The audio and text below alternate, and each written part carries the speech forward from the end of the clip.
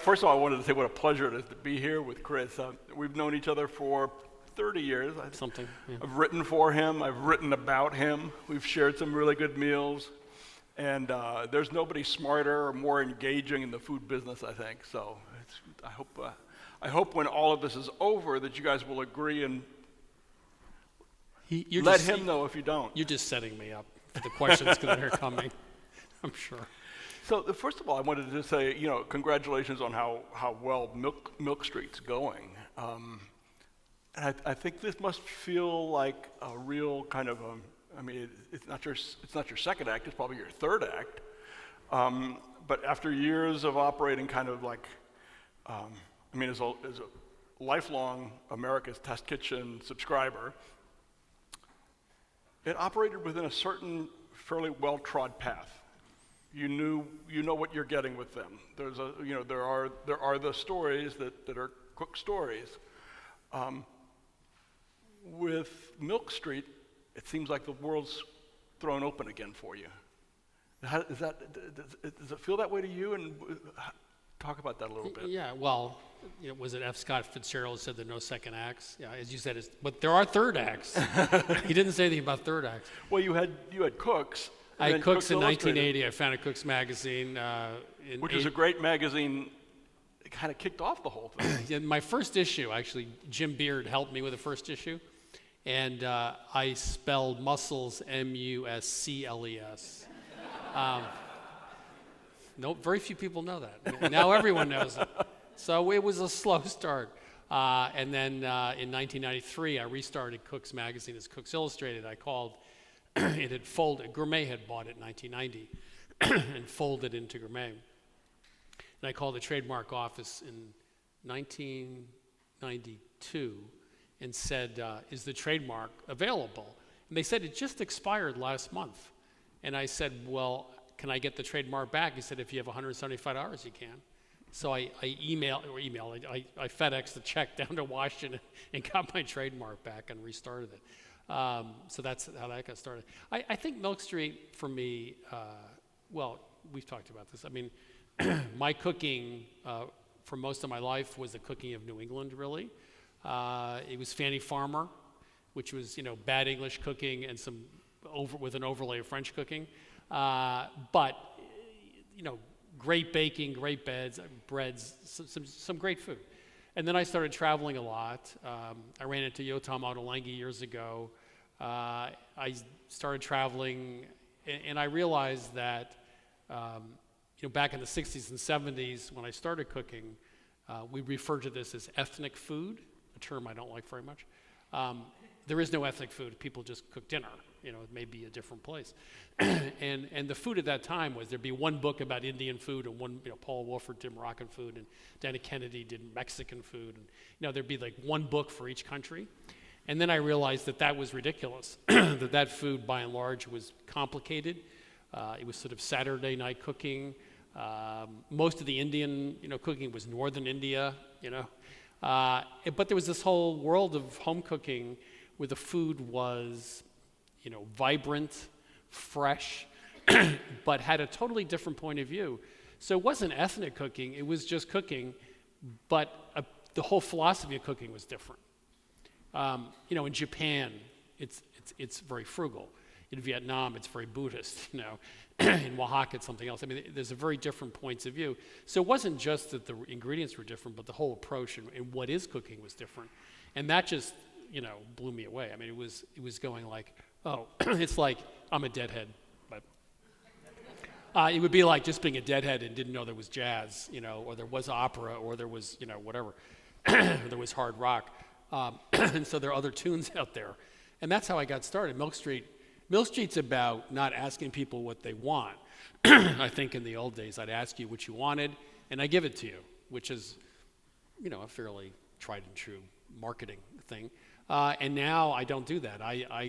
We think about, what should you know, And let's be a little bit ahead of the curve, not too far, a little bit ahead of the curve, and give you something you didn't know you wanted.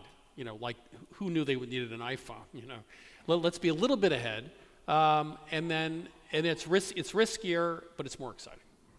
It seems like there are similarities between Milk Street and ATK and Cook's, but what's really interesting to me are those differences that you talked about. That Cook's was always about honing to the one perfect result, and usually a perfect result of a dish that the readers were already well familiar with. Yeah. How to make the perfect roast chicken. The perfect chocolate chip cookie. Or chocolate chip cookie. Yes. Milk Street, on the other hand, is kind of almost the opposite, where it's taking a kind of a basic approach to dishes that most of your readers probably are not familiar with at all. How does that change in approaches work for you? It's a hell of a lot more fun. I mean, how many bloody times can I do a chocolate chip cookie? And I've done it 25 times, believe me. Well, you know what really got me? The killer was, Thanksgiving's coming up. Every year since 1980, we have to come up with, I've done 37 turkey recipes. Yeah, I know. It's like, I'm sorry, there are so many ways to cook a turkey. There probably are an infinite number of ways, but at some point you go, just throw it in a low oven and walk away, and don't worry about it. It makes some really good gravy. Right? Dry brine it though. And that's what I do. I braise it. I just throw it in the thing and come back, and it's great. So I don't want to, I only have so many years left. I can't do any more turkeys. So that was the straw that, camel's back. I'm not doing that anymore. So I think what I've learned at Milk Street is there is no such thing as perfect authenticity. People talk about authenticity all the time, but believe me, when you go around and you realize if you're in Oaxaca and you say yellow mole, and you go 10 or 20 miles out to Teotihuacan and say yellow mole, they're talking about two totally different dishes. And if you go to the Middle East and want to start a war, just tell people you know how to make hummus. And if you're in Tel Aviv, they'll tell you one thing, and Jerusalem is something else, because they like it grainy with garlic in Jerusalem, and they like it warm and whipped in Tel Aviv, Or in Tel Aviv, they don't even make it that way. They just they do a Mexican hummus, or they do a Balkan hummus with cabbage in it or something. So there is no authenticity. Every town, every family has a different way of doing something. Tabbouleh, sometimes it's just parsley. There's no bulgur in it at all. So this idea of authentic and perfect recipes are like people; they change over time, right? Yeah. And you and I have had this discussion, and we'll get back to the authenticity question too, because I think that's something it's important to discuss. But do you think if you had stayed at ATK, do you think that you would have eventually moved into this direction, or was that? I mean, that was such a successful business model. It becomes, at a certain point, you become a captive of your success. Yes. Yes. Expound. But I always felt, at the time, that a lot of food magazines and food writers and food editors were writing for themselves because they were traveling around the world and they were excited and everything else. But they didn't realize that their readers, wanted something different. That they didn't want to constantly do the new thing. That they were making meals that were very similar to meals being made 30 years before. And I still think the home kitchen is the last bastion of Fannie Farmer. If you think about the restaurant revolution, you think about food television, you think about social media, that's all moved ahead. But the home cook is the last place where the change is coming now. But just in the last few years, it's starting to move. So yeah, that was a very successful formula. But also, how many more years can I keep doing this? As I've said to somebody, I have nothing more to say about oatmeal cookies, except I like them. But you can put cherry in it, you can put chocolate in it, you can do this, and then you can add rosemary to it, I guess, or lavender or whatever. But there's just, the point is for me personally, there was an ending there because I'd done everything. I mean, I know Kenji, who used to work with us. Kenji Lopez. Well, he just did this kills me. He's now writing for the New York Times. The #1 story in the New York Times, the entire website for 2 days was, I boiled 600 eggs to find out the best method. And I'm Which is just a going Cook's like, Illustrated I story. said, "Wait, we did that story already 12 times. And then now his latest, he just had another one that was very successful as well. So people are still interested in the basics of cooking. And I always felt like, well, why not talk to people about what they're interested in? And let's not try to be, too sexy and talk about what we're interested in. Let's talk to our readers and satisfy our readers. I do think now times have changed. I think readers now are interested in going, I do want to change the way I cook because there are other ways to cook out there. It's not fancy food, it's not ethnic food, it's just food. But there's a lot to learn, and every time we travel, I like to cook with people at home as opposed to restaurants if I can. I just amazed like how much they know and how interesting it is and how little I know, which is really what Milk Street's about. It's about how little I know about cooking after 40 years, and I'm trying to learn now all over again. And I am learning, I disagree to a certain extent, but just with the idea that I think what people really want is a well-told story. That if you can engage them, Yeah. and people want to learn. That's why people are still reading about how the hard-boiled eggs. It's not because they want to find the one perfect way to hard-boil an egg. They want to follow this fool's journey from every step along the way that he's done. And reading about eccentric passions, I think, is something that hooks people. Okay, how many of you want to know how to hard-boil an egg so you can easily peel it? See, they are still interested. What, don't you guys read the in LA that topic. Times? Come on. The rest of you don't eat eggs because you're vegan or something. You've been in the food business for a long time. You started at Cook's in 1980. And I started a little bit after that. I'm somewhat younger. But that's a relative term that at this point in our lives is meaningless. I can assure you. In more ways than one. But one of the things that is like every 10 years, it feels like the popularity of food, the food world has exploded another 10 times. Right. What do you think? What do you think about the way the food scene has changed over the last 30 years? It's an interesting question. I think in the 70s, it was very much mastering the art of French cooking. It was Paul Wolford. It was people cooking Friday night and all day Saturday for a dinner party on Sunday. It was totally immersive. It was a hobby, I think, more. And it was very structured. I mean, French cooking is, very much you have to learn. It's really restaurant cooking. You have to learn to use a knife. You have to do the brunoise. You have the techniques. You have to make the sauces, etc. And so it was a very Jacques Pepin, la méthode, right? I mean, starting at the bottom, working your way up. I think now that's not true. I think I think there's an intersection of health. There's an intersection of the last thing you can do with your hands that you can do with other people that's really useful. I mean, you can't fix your car anymore. God knows I've tried, but it's I don't have the $10,000 computer to hook up.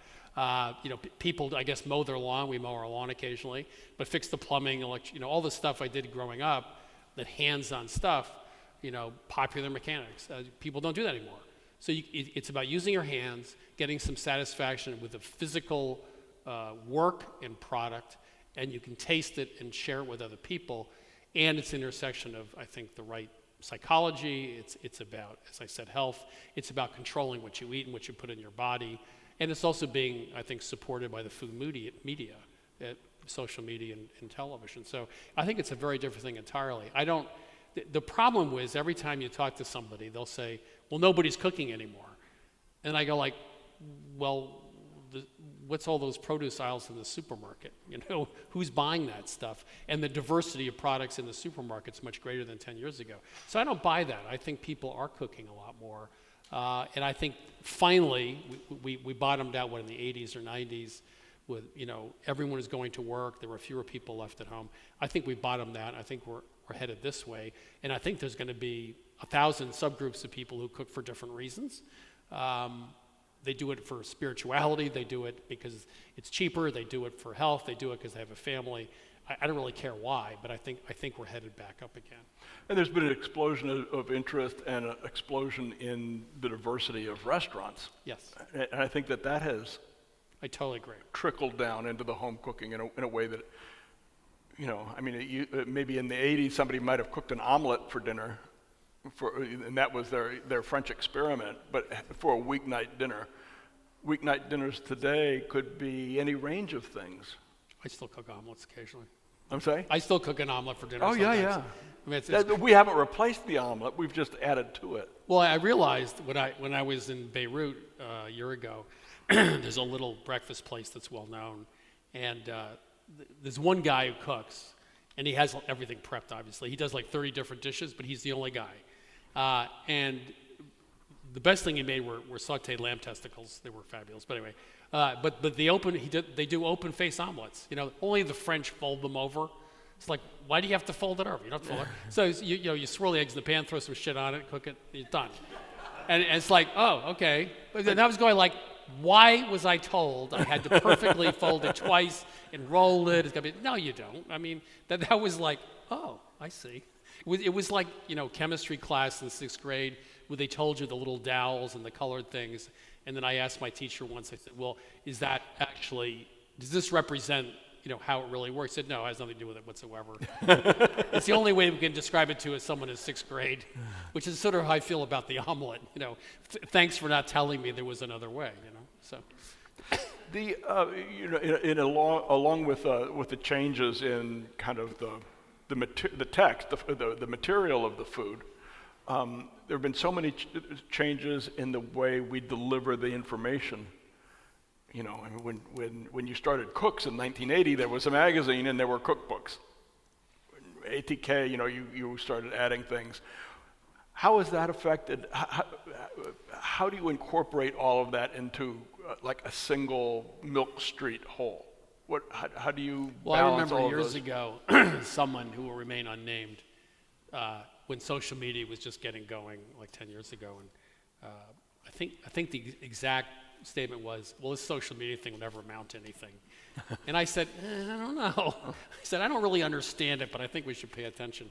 I think in today's world, you have to be everywhere. We have a radio show, television show, we're online, obviously social media, print, etc., cooking school. I think you have to be everywhere. And how do your approaches differ for each totally media, different. though? I mean, they're completely different for each medium. How do you? So let's give me an example of one story and how it would be handled in the podcast, how it would be handled in print, how it would be handled in a TV show, or one recipe. Well, if you did a story, about going to Galilee, which I'm just writing now, about a makluba, which is a rice or lamb or chicken dish with vegetables. In the magazine, I would write the story about going, talking about the cook, Reem Cassis, who made it, how it's made, et cetera. On the podcast, if I interviewed her, which I have, it would be a personal. It's very important on radio to do a more personal take because no one just wants to hear you talking about recipes. And so that would be, it's drawing that person's individual style and voice into it. And so you end up with a more intimate conversation. When you say that, would you be incorporating the ambient sounds and the voice of the other person's, or the sound of the other person's voice, or would it be you? No, we'd be a straight up kind interview, of reading a separate essay. A straight up 15-minute interview with her. But I'd want to know about her. I'd want to know about her family. I'd want to know how she feels about something. And I want to get something unexpected out of it. The worst interview is, oh, my mother was a wonderful cook, and I always cooked, and I grew up with food, and then it's like, oh, okay. My personal relationship with food. Yeah, it's like, and my favorite recipe is, the question you always get. I mean, my favorite interview of all time was a woman who grew up in Florida, and I did ask her about her childhood. She said, well, actually, my mother was a lousy cook, and I don't really like my parents very much. I haven't seen them in 20 years. I was like, great. This is going to be a great interview. Oh, I'm going to get some Thanksgiving good story. stuff Here out of we that. come. That's a warm, heart-rending story. I mean, my rule of doing an interview is to always start with a question they don't expect, because everyone who's done interviews, including me. You know what the questions are going to be, except yours. Usually, I mean, if it's a radio interview, it's the usual questions. So you want to ask them something they don't expect to throw them off their game and get them down a different path. Because if you're a chef, you've done this a million times.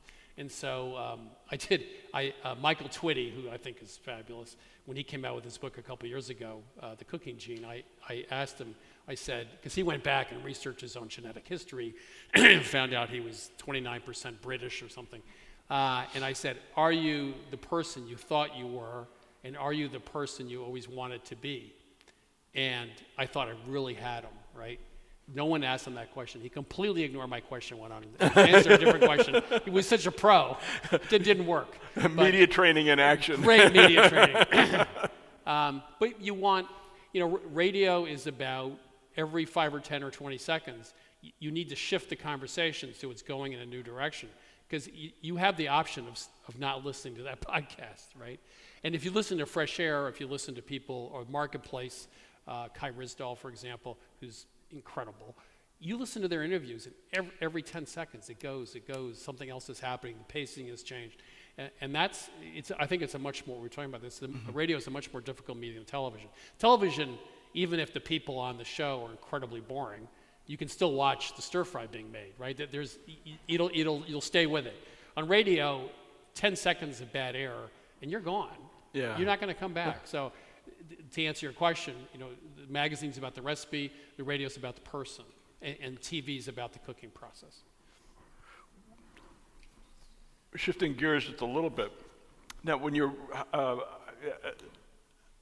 one of the things that's interesting about Milk Street is how do you go about editing and writing a recipe for a dish that you may yourself just be becoming familiar with? I mean, how do you know when you've nailed that dish? Well, I don't know if we've nailed the dish. I mean, most of the recipes in the magazine are based upon us going out in the world and cooking it with somebody or watching someone cook it. Mm-hmm. I'd say that's 80% of our recipes. So we've actually seen it made or made it ourselves. So we understand as best we can the context of the recipe. We think it's really important to understand where beef noodle soup in Taiwan comes from. It's a Chinese dish, came over in the late 40s. What's the concept? We're not going to make it the way they make it because they start with beef bones and they start with suet and some other things and make their own broth. So we're going to have to adapt the recipe. So when you say nail it, it's going to be how do we adapt a recipe, still being true to its original concept as much as possible, that's going to work in the American home kitchen. And so, we just mentioned authenticity briefly, but it's not authentic because you can't, the ingredients in Taipei are not the same ingredients in Boston or New York or LA, and you're not going to cook it the same way. So it's not authentic, but it is, it's like translation. It's like Julia Child took Simone Beck's, recipes and translated them for American audience. She was a translator. Our job is to translate. It's not to do it authentically. I mean, the corn tortillas in Oaxaca are almost white, and they're almost like flour tortillas. They're incredible. But you're not going to get that here. At least in LA, you probably can. But in Boston, you're not going to get it. You're going to get those little nasty yellow corn tortillas that are, you break your teeth on them. Yeah. Yeah, they're gnarly. Well, there's no way you can make a tlayuda or which uses those big tortillas, because you can't get those tortillas. So you're going to have to use wheat, which is okay. So it's not authentic. It's just the best we can do, trying to be true to the original concept. Are there, when you're looking at those substitutions, obviously it seems like at some point you're running up against the wall. Have there been recipes, or do you think that there are recipes where you say, you know what, we've gotten it as close as we can using the ingredients our readers can find in supermarkets. It's just not close enough for us to run yet. Yeah, we've had to give up. I mean, if a recipe takes sumac, the little red berries from the Middle East, they're sour and it's kind of acidic. There's like musakan, which is a chicken dish which uses tons of sumac, like 2 tablespoons in the recipe. If you don't have sumac, you can't really make that dish. Right, there's no substitute. There is no substitute. So you can't just sprinkle lemon juice on it. So you're going to have to either call for sumac, which I think we did, because we said, look, there's no way around this. You have to have that. So, okay, so you go to Milk Street or go to Amazon or someplace and order sumac or Penzies, and you can get it. So there are times when we can't back off a key ingredient, we just have to do it. Or we'd have to ditch the recipe because we think nobody's going to have, fenugreek or something, But today you can get anything online, but You can. But that doesn't fit into the pattern, right? It doesn't fit into kind of like the spontaneous of going to the supermarket and having it readily available. So, I mean, is that a part of the equation? Well, look, a magazine or a business like ours, not all of our recipes are going to be, we're not always saying, oh, this is a 30-minute recipe you can make on Tuesday night. We're going to have some recipes, which, okay, you're going to have to go out and buy the bloody sumac because that's part of the experience of Milk Street, which is going to try something new, and we're going to ask you to go out and spend $4 and buy it. But then there are other recipes that, we have a session called Tuesday Nights where you go out and make a recipe quickly. So we have to appeal to all different types of readers, and we have to appeal. Look, when I cook on Tuesday night, I'm not cooking the same way I cook on Saturday. So sometimes you want to spend more time and effort. So we'll do a diversity of recipes, and some of them will ask you to go do something that's maybe outside of your comfort zone a little bit, but we think it's worth it. Yeah, it's worth it. As long as the payoff's there. Yeah, I mean, if you're going to spend 3 hours making something and it tastes no better than something you can make in 15 minutes, I would say the payoff isn't there, right? But I mean, let's take flatbreads. You can make a non-yeast flatbread in 15 minutes, literally. Throw in a food processor, got some baking powder in it, like Piadini in Italy. Throw a little yogurt in the dough, make it supple. You can cook it in a skillet or a griddle, and then you're off to the races. So there's some great things out there. I don't know why flatbreads never really made it. Well, I know why, but they should be on everybody's list because they're really simple to make and they're terrific. They're so much better than what you buy in the store. Yeah, and there's like 1,000. Anissa Halou wrote a book called Feast, came out last year, fabulous book. She has about 30 different flatbread recipes at the beginning of that book, and one's better than the other. It's one of those great black holes of American cooking. It never became part of our repertoire. It should, because they're easy and they're good. Well, one of the things that's so fascinating about what you're doing with Milk Street now is like when you get out and you explore different cuisines, you're exposed to different ingredients. You're exposed to different techniques. What are some ingredients that you have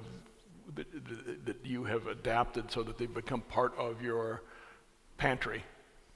Well, I mean, I grew up in a household where my mother bought 5 spices in the first Eisenhower administration, and they were still there. When Nixon resigned. Yeah, when Nixon resigned, we still had the same cinnamon and nutmeg in the pantry, and baking powder, by the way. And the butter was left out on the counter. I grew up with rancid butter because it was never refrigerated. I finally had good sweet butter. I said, "What's this? Is this something wrong with this?" No, I think, look, most places in the world use a lot of spice, and it doesn't cost very much. And you should go out and spend $40 or $50 on some spices to enhance cabbage. You should have some whole spices like whole cumin and coriander, for example, very different than ground. There's some great peppers out there. Aleppo pepper is kind of fruity. You like Urfa pepper. You were really hot on Urfa is fabulous. It's sort of chocolatey and moist and gives you a very rich flavor, not that spicy. So there's a few. You don't have to get fenugreek. Sumac. Sumac is red and very sour and is really nice. Some blends, Sitar is wild thyme, smaller leaves from the Middle East with some sesame seeds and other things. So yeah, there's a few things you should get. I think fermented sauces. There's soy sauce. There's pomegranate molasses, which is just pomegranate juice boiled down like cane syrup. There's a few things like that you should have. A harissa, some other hot sauces. If you spent $70 or $100 at one point, just got some of the basics, it'll change your cooking because you can have massive flavor there. In India they'll have the little spice tin, which I still have, and you have the spice blends and stuff. And then if you scramble eggs in the morning, you can put Sitar on it, or Urfa pepper, or Aleppo, whatever you want, or a Japanese condiment. And it's a very easy way to add flavor to your cooking. And that's, for example, when I visited Reem Cassis in Galilee, her family has a 7-spice mix. Families tend to have their own spice mixes. They just put it on everything. So that's their secret, their spice mix. Boom, Or, in Eastern Europe, they have flavored salts. We're actually putting together some blends now. But they have herbs in them, they have spices in them. Just using a flavored salt those such easy things to do. What about techniques? There was I watched one of the videos, and it was the Senegalese cook doing the chicken in kind of half a pot. So she filled the pot halfway with water so that the legs, basically the legs braised and the breast steamed, which is a really fascinating technique. What are some of the other really interesting things that you've learned? Well, let's go with the French. Julia and everyone taught you to saute the meat first for making a stew. So you've all gotten grease all over yourself and all over the kitchen, and it smells bad. It takes half an hour. It's like the most annoying thing. Well, it turns out you don't have to do that. So think about a beef stew. First of all, do you need more umami? You get 5 pounds of meat. I don't think you need more umami. Secondly, if you look around the world, almost nobody does that. What they do is they put the meat in a pot with a very small amount of liquid, and they cook it for a couple hours with the top on. They take the top off, and guess what? The meat is above the liquid, and the heat of the oven browns the meat. So you have brown meat without any work. And the other thing you learn is they tend to use less meat. So meat is, for most people in the world, meat is a flavoring agent. It's not the main thing, right? So you might use a pound of meat in a soup or a stew, not 5 pounds. So it's just there to add flavor. Another thing is stocks. I grew up making stocks and thinking how important stocks are. Well, stocks made sense because in the Victorian kitchen, you'd have a big stock pot on the back burner. You have a coal stove. I used to cook on one, and the 2 burners in the back. They're 4 in front, 2 in back. They were the cooler ones. And you just throw everything into it. The water you use for cooking vegetables, everything scraps, and you make stock. It was very frugal, made a lot of sense. You know what people use the rest of the world? Water. Well, water's cheap, and guess what? If you cook chicken or beef or pork in water, you get stock. You make your own stock. So take a chicken, throw it in water, bring it up to a simmer for a little bit, turn it off, let it sit, and it perfectly poaches the chicken. You take the chicken out, use it for whatever you want, and now you have this huge amount of chicken stock. It's much better than roasting bones because you got chicken. The flavor changes too. Yeah. It seems like, in keeping with what you were saying before, it's a more modern flavor. It's a more direct and well-defined flavor. Yeah, stock made a lot of sense, especially in a restaurant setting, but it doesn't make sense today. Where's the flavor? It's in the meat.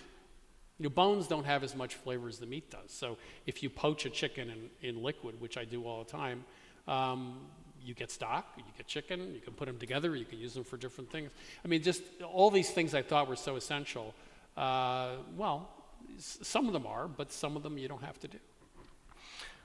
Switch gears a little bit. When you ran America's Test Kitchen, that was, I always said you were the smartest guy in the food business. Not because of your food knowledge necessarily, but because of your business knowledge. You had such a great business model there where it was very profitable. It was almost all subscription, very, very little discounting, no advertising, steady stream of subsidiary. Talk about being smart. I didn't realize that no magazines would have advertising eventually. I was just ahead of the curve unknowingly. Well, and most of them have gotten ahead of you with no subscriptions either. That's true too. When it came time to rethink, to think about Milk Street and where you wanted to go with this new generation, what were the things that you wanted to keep from the old model, and what were the things that you thought we really need to rethink how we do this? That's a really good question. I think I think the old formula was very formulaic and not very personal. And I remember getting a letter from someone years ago. She was a grandmother, and she actually wrote me a letter and said, "I'm not renewing my subscription because I don't get excited every time I get the magazine in the mailbox." Those are the days when she had a mailbox like this. And I think now with Milk Street, I think it's more intimate, it's more passionate. We're letting people in to comment on our recipes now. We're having people get involved with Q&As. We want to hear from people more. We want it to be more of a two-way street than a one-way street, because the essence of Milk Street is we're out there learning from other people, including our customers. And so it's very much a group process. And I think people want, I think in this day and age, people want to feel they're part of whatever brand or whatever entity they're working with. It has to be intimate, it has to be two-way. And that's why the radio show is, again, it's a more personal experience than the TV show. So we want that personal feel, and we want to connect with people and listen to them more and make it more all of us together, not just, I think, the ivory tower where we say, this is the perfect chocolate chip cookie, and please don't try to do it any other way. But the topics at ATK were always very well market researched. Yes. I mean, you knew better than anybody else what your readers wanted, and the goal of ATK was to deliver what your readers wanted. It was Yes, very, very good business model. Milk Street, you're doing stuff that most of your readers probably have never heard of before. I mean, how do you approach that with the readers? I mean, Are you really asking how me do you market research it? Are you asking me whether this is a really good business idea or a really bad business idea? Well, it sounds like a lot of fun one way or the other. I would say it's a hell of a lot more fun. I would say in the first couple of years, it took us time to figure out how far ahead to be. We now know there's certain things that are just too far ahead for the readers. How do you know that? Because after we publish an issue, we do send out a survey afterwards and ask what recipes have you made, what recipes you intend to make, et cetera. So we know what works. You're still market researching. It's just a little bit more of a Kentucky windage thing. Yeah, and also there's lots of times that we say, we just had a meeting today, editorial meeting, and there was a recipe on pickling fruit, which I learned in Tel Aviv. And we all agreed that it would be the worst read piece in the next issue of the magazine. But we really liked the idea, so we're just going to do it anyway, because we thought it was fascinating. But no, we've now gotten to the point, I think we just did a survey where 97% of our readers love or like the magazine. So I think we actually have now finally figured out, we'll probably screw it up next issue, but at least the last couple issues, we've kind of figured out what people want, and I think people like this magazine. I feel like readers are more involved and attached to this than what I was doing before in a way, because there's an element of surprise. There's a piece in the New York Times today about how Marvel comic book movies really aren't movies, because you know what's going to happen. Everything's expected, and a great movie takes you by surprise and turns a corner, and you didn't think you were going to go there. And I think Milk Street, on a good day, will surprise you and give you things you didn't know you wanted. And that, I think, as long as we get it kind of right, which we try to do, I think it's a more exciting experience for people, to come away going, oh yeah, I can take lentils and caramelized onions and put them together in 20 minutes. I have this great thing, and it's mahadra, and it's made all over the Middle East, and my kids love it, and that's exciting. I mean, it's also exciting to make the best oatmeal cookie, but it's a different. It's finding things you didn't know you wanted. Right. And that's, life is kind of, not to get too philosophical, but that is kind of what life is about on some level, right? Which is a great I mean, segue. You're about to move to Ireland for a year. Yeah? So you're doing a Milk Street. Guinness and brown bread. Yeah. Which is actually a really good segue to my last question before we open it up to the audience. And this is taking it away from the business and away from food, but a more personal question. And you New Englanders are famously reticent about opening up for your personal lives, sharing your lives with the public. But the last couple of years with the ATK breakup, with the divorce, I mean, you found yourself being written about a lot, and things that probably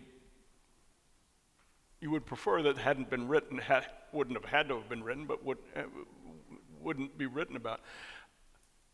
How has that changed you, and what did you learn through that process? You waited to the last question. I knew this was coming. See, this way I can go out the door. Yeah, you really snuck that one in. I could have asked it first and caught you off guard. No, you won't catch you ever. Well, there are two parts to that. There's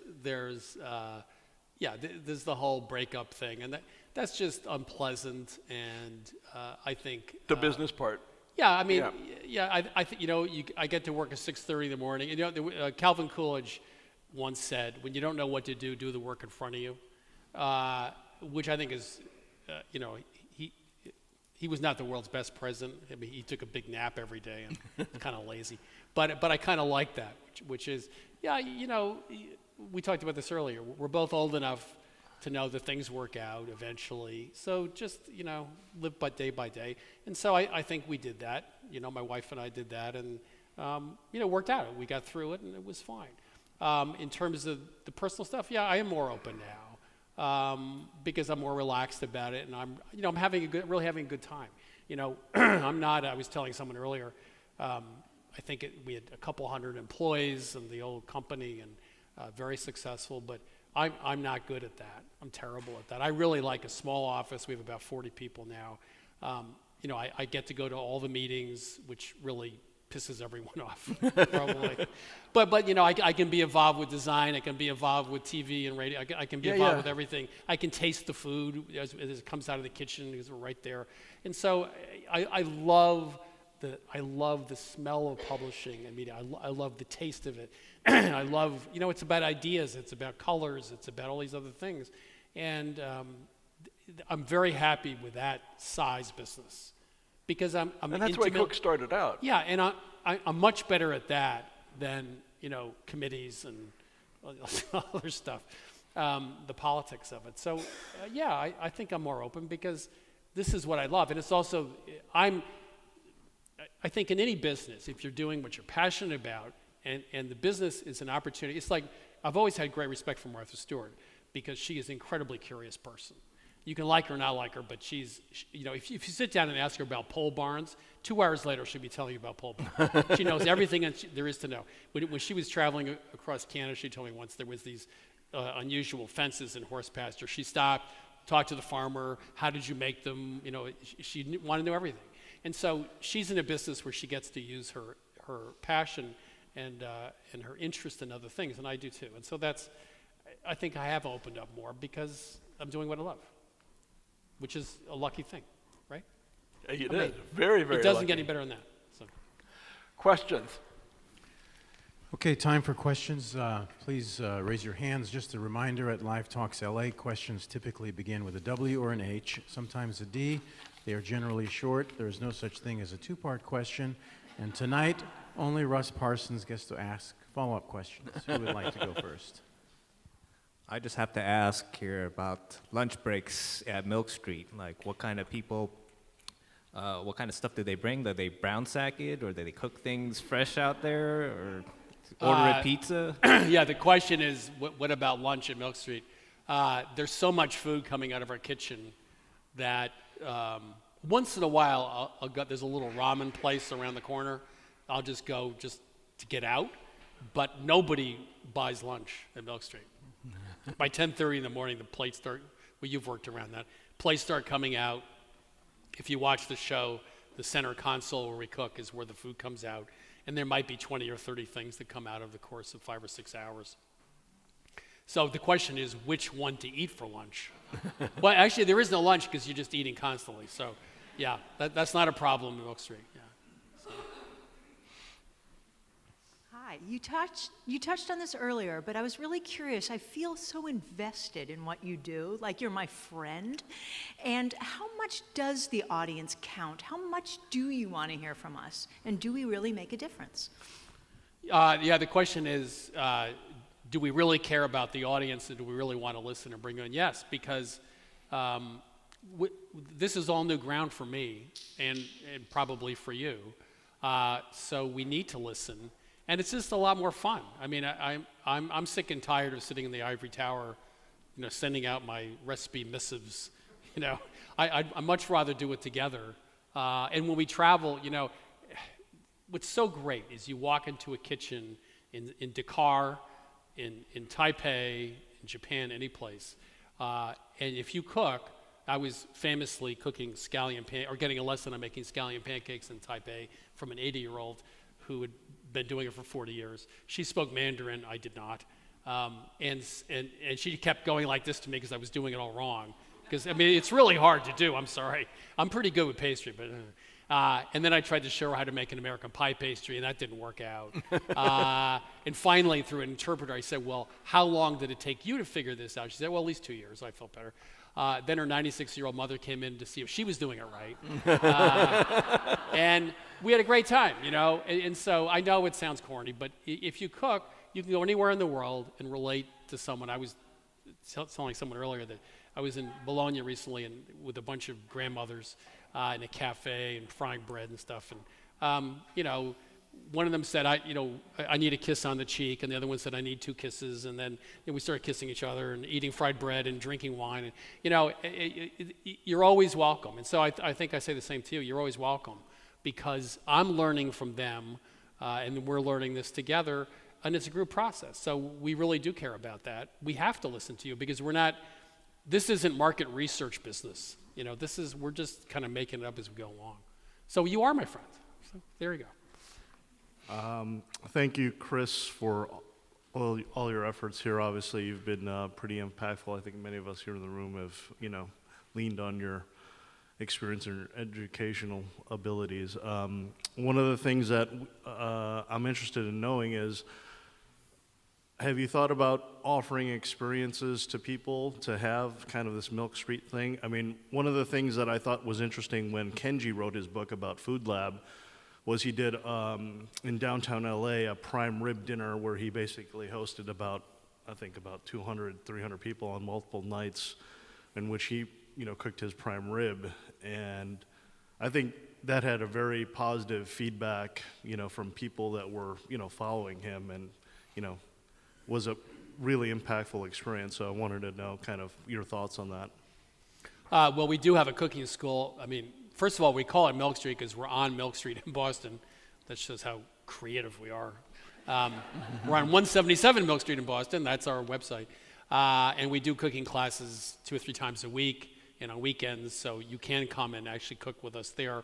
I did have an idea, though, about 2 months ago. I thought, well, what about all the countries that have now been labeled, you know, non-immigrant countries, you can't come here.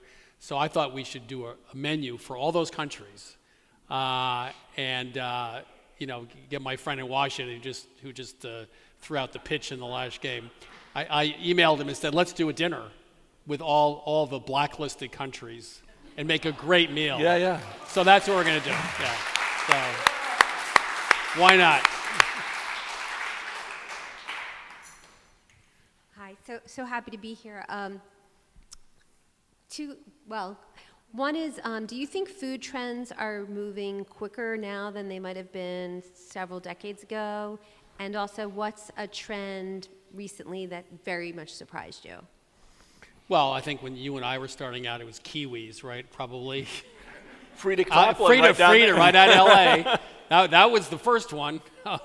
I think, yeah, they are. The one that really surprises me is I can print, you know, any recipe for cauliflower, and everyone will love it. I can put chocolate sauce on cauliflower, and it'll be successful. And then roasted cabbage is next. Roasted cabbage will be the next big thing. Yeah, it does change because now we're dealing with, you know, hundreds of different cuisines, and so the big trend I've seen, though, seriously, is vegetables. I mean, I think in the old days, vegetables were dogs. People wanted beef, pork, and chocolate, right? And fluffernutter or something, I don't know. But vegetables now, it's almost a guarantee if we do vegetables in some way, it always is very, I think that's a huge change from even 5 or 10 years ago. So. But that also brings up an interesting point, which is that when people used to talk about food trends, they were talking about micro trends almost. Right. It's like, what's going to be the next tie? Right. Now we're talking about macro trends. That's true. It's like vegetables. Well, it could be Indian vegetables, it could be Thai vegetables, it could be, you know, Midwestern vegetables. But it's a larger thing than just kind of the little train spotting part. Yeah, and I also think because the restaurants are so much better, I mean, Mexican food isn't Taco Bell, obviously. So now everyone knows, there's lots of different cuisines from Mexico, depending where you are. They're interesting. Thai food is not pad Thai. So people are much more sophisticated about food, so that means there'll be more food trends and more questions, and things will come and go much faster, I agree. Yeah. Yeah, I've got a question for you. First of all, I love to cook, and I love your bi-monthly magazine. I read it religiously, and I wish I could cook everything in it. But I have a question. I've just spent a couple months in Italy, and the Italians love to talk about how great their produce is, instead of the French. The question I've got for you is, do you think there is a difference between what we buy in a farmer's market in Santa Monica and what somebody in Italy buys in a farmer's market there? The question is, would a farmer's market here be different than a farmer's market there? Well, I think the tomatoes in Italy suck. I was just over there. I mean, they were telling me, the tomatoes weren't any better than they are here, I'm sorry. But their prosciutto is pretty damn good. And their white truffles, don't cost. Like, how many times have you been at a restaurant and said, well, if you want white truffles on the pasta, there's an extra $70. Are you kidding me? I mean, please. And they taste like potatoes, when they put them on. So, they have, my experiences in every region has, they have prosciutto, or they have balsamic vinegar, or they have Parmesan, whatever. They have a few really fabulous ingredients, and they base their cuisine around those ingredients. I think some of the other produce, I think you're right. I think, for example, in Israel, I was told in Tel Aviv, all their good tomatoes get shipped out to some other place, and also the tomatoes in Israel aren't very good. So this idea about America having the worst produce in the world isn't true anymore. I agree with you. But I do think the secret of Italy is they do have a handful of really spectacular ingredients, and they use those ingredients in almost every recipe. That's one way to do it. They're not out there using 1,000 different ingredients, right? They're limited to what they have. So. Do you think it's this new trend, or actually it's not such a new trend, but the trend towards healthier cooking is actually going to destroy flavor in cooking ultimately? Or do you think that there's a place for less fat in real bona fide, genuine, tasty cuisine? The question is, will the trend in healthier cooking destroy the culinary arts? I'll pull a Julia Child. Point on it. I mean, it depends how you define healthier cooking. I mean, we all know that back in the 60s and 70s, the fat got a bad rap, and the sugar people made everyone think it was fat, not sugar. I mean, the fact of the matter is, there's nothing really wrong with fat. In fact, lard is a wonderful ingredient in a lot of places in the world. It's hard to get here. So when you say healthier, if you mean extremely healthy, like no fat, yes, that will destroy cooking.